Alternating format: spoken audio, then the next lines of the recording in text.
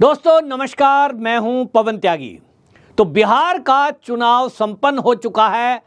EVM अब कैद हो चुकी हैं और अब वोटों की गिनती जब होगी नतीजे सामने आएंगे। लेकिन जो अभी सभी चैनलों के सर्वे हैं वो सर्वे सामने आ गए हैं और इस सर्वे में एक बात बिल्कुल स्पष्ट है कि जो मैं आपको पहले से कहता आया हूं, मेरा एक अनुमान एक महीने पहले से था, क्योंकि मैंने देखा था कि किस तरह से वहां संघ के स्वयंसेवक तैयारी कर रहे थे ताकि अधिक से अधिक लोगों का वोट पड़ सके।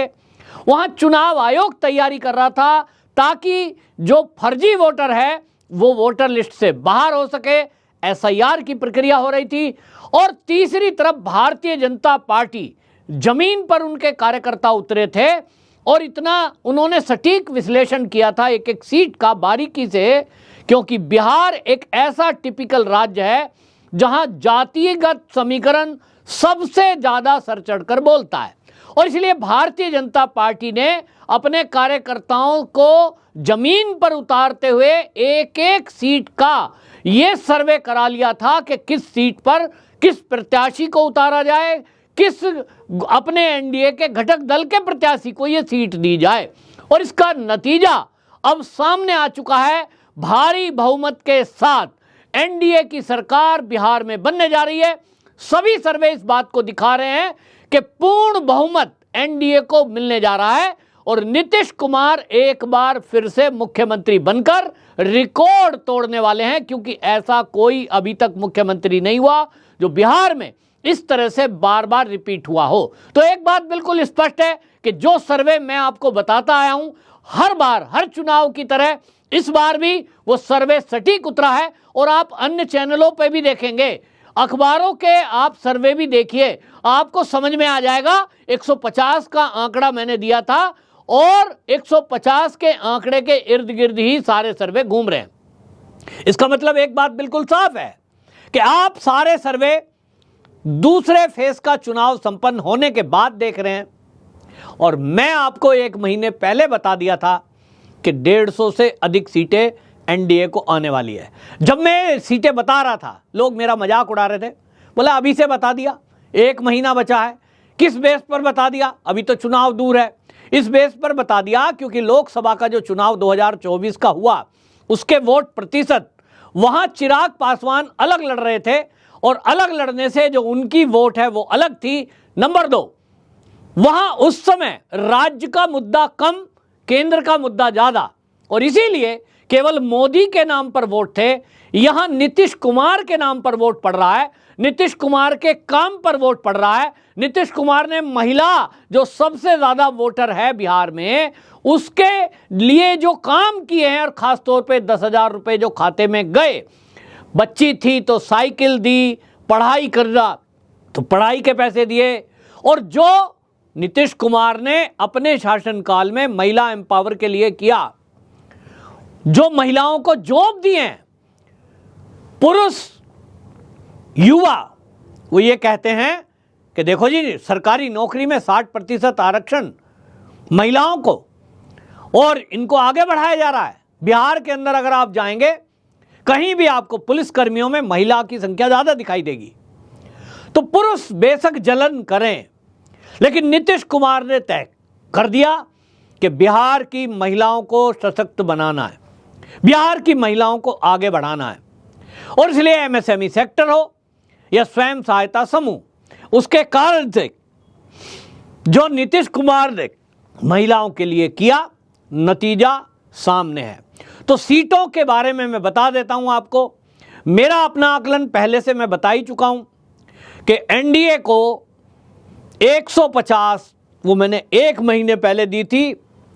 और यदि आप रेगुलर ये चैनल देखते हैं तो मैं जिस दिन एसआईआर पूरा हुआ और 10,000 रुपए की जब घोषणा हुई थी, उसके बाद राहुल गांधी की जब बिहार में एंट्री हुई, उसने तेजस्वी यादव के अच्छे चलते कैंपेन में जो भाजी मारी और वो वोट चोरी का मुद्दा लेकर आया।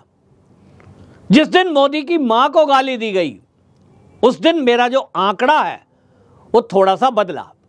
और उस दिन फिर मेरे जो ग्राउंड पर रिपोर्टर दोस्त हैं उनसे जब बात हुई, जो लोग गांव में रहते हैं, जो लोग वहां लगातार कैंपेन कर रहे हैं, उन लोगों के जब बातचीत होने के बाद पता लगा यह आंकड़ा बढ़ता हुआ दिखाई दे रहा है। यानी जो मैं 150 सीट कह रहा था, मेरे आकलन को आज आप नोट कर लीजिए, मात्र 5 दिन बाद आपको खुलासा होता दिखाई देगा, ये सीटें बढ़कर 170 होने वाली है। जी हां, सही सुना आपने, एनडीए को 160 से 170 सीटें, 170 सीटें लगभग एनडीए को मिलने जा रही हैं, पूर्ण बहुमत से कहीं ज्यादा। दूसरी तरफ जैसा मैंने दावा किया था, मैं उसी दावे पे कायम हूं, आप नोट कर लेना। तेजस्वी यादव की पार्टी आरजेडी को 50 आंकड़ा वो पार नहीं कर पाएंगे। 49 रह जाए, 48 रह जाए, 50 का आंकड़ा पार नहीं करेगा, मेरी बात नोट कर लेना। और जो बाकी सर्वे हैं, अब जैसा मैं देखा, अब बाकी सर्वे देख ले, उन सभी सर्वों में एनडीए की सरकार बनती हुई दिखा रहे। भास्कर जाना माना अखबार है, अगर मैं भास्कर की बात करूं तो उसने एनडीए को 145 से 160,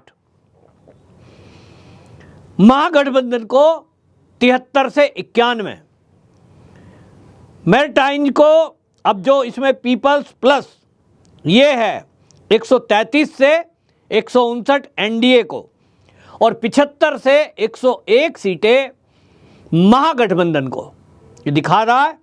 दूसरी तरफ पीपल्स इनसाइड 133 से 148 और महागठबंधन को 87 से 102 सीटें। इसी तरह जो वहां बिहार के लोकल पत्रकार हैं, उनका भी कहना यह है कि महागठबंधन को लगभग 70 सीटें और जो एनडीए है उसको लगभग 160 सीट। यानी सारे सर्वे 160, 170, 170 तो कोई पहुंच नहीं रहा है, मैं आपको केवल बता रहा हूं। और मेटराइज ने केवल जो है 147 से 167 सीटें। अब आप सोचे कोई 20 का मार्जिन लेके चलेगा तो कहीं तो तुक्का फिट बैठेगा। 147 से 167 सीटें दे रहे हैं। मैं किसी पर टिप्पणी नहीं कर रहा हूं, लेकिन मैंने कहा सटीक ये है कि 10 प्लस माइनस 5% बस इतना मार्जिन। तो मैं जो मार्जिन दे रहा हूं, मैंने तो बताया ना आपको कि 160 से 170 एनडीए, महागठबंधन 50 का आंकड़ा छुएगा जेडीयू, आर पैच 50 का आंकड़ा छुएगा आरजेडी, उसको पार नहीं करेगा। सारे गठबंधन की सीटें जोड़ दोगे तो ये 50 से 60 के करीब रह सकते हैं, इससे ऊपर नहीं जाएंगे। सब मिला करके 50-55 सीटें ऐसी लाएंगे। तो ये जो सारे दावे हो रहे थे, ये सब आप देख लीजिए, थोड़े दिन बाद आपको सुनने को मिल जाएगा। जब ये वोटों की गिनती शुरू होगी, रिजल्ट आने शुरू होंगे, तो अब आप फिर से देखेंगे जो इन्होंने बहाना खोजना शुरू कर दिया था, वोट चोरी, वो वोट चोरी का मुद्दा आपको दिखाई देगा। फिर कहेंगे बेईमानी हो गई, वो वीवीपैट की पर्चियां दिखा रहे थे। अरे वो वीवीपैट की पर्चियां होता है, जितने भी दल के लोग होते हैं, चुनाव आयोग के ये निर्देश है, सबको एक एक वोट डालकर दिखाया जाए कि मशीन ठीक काम कर रही है, जिस प्रत्याशी को आप वोट देना चाहते हैं उसी को दिया जा रहा है।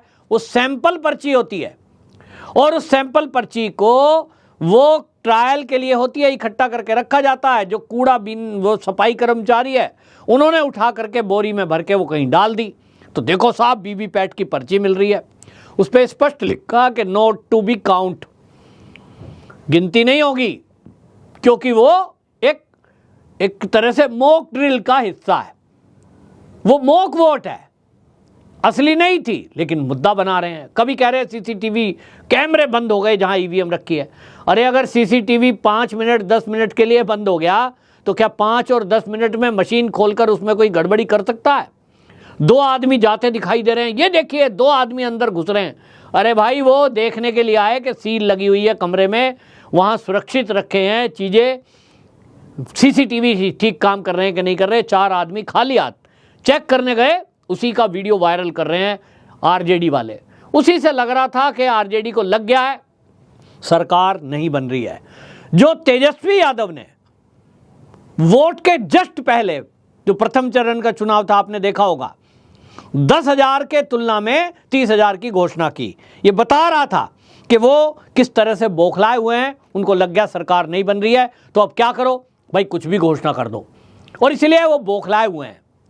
लेकिन बहरहाल अब की बार एक बार फिर नीतीश कुमार मुख्यमंत्री बनने जा रहे हैं, और इस बार आप देखेंगे बिहार के अंदर जो सरकार बनेगी, एक नए बिहार की रचना। जैसा मैंने आपको पहले बताया कि अभी तक जो नीतीश कुमार की सरकार रही है, उन्होंने जो लालू प्रसाद का जंगल राज और उसके टाइम में जो नुकसान बिहार का हुआ है, इंडस्ट्री चली गई, बच्चे छोड़कर चले गए, बड़े लोग पलायन कर गए, उस गड्ढे को भरने का काम किया है। और अब बिहार स्पीड पकड़ेगा अब की बार जो सरकार बनेगी। आपकी इस पर क्या राय है, कमेंट जरूर लिखें।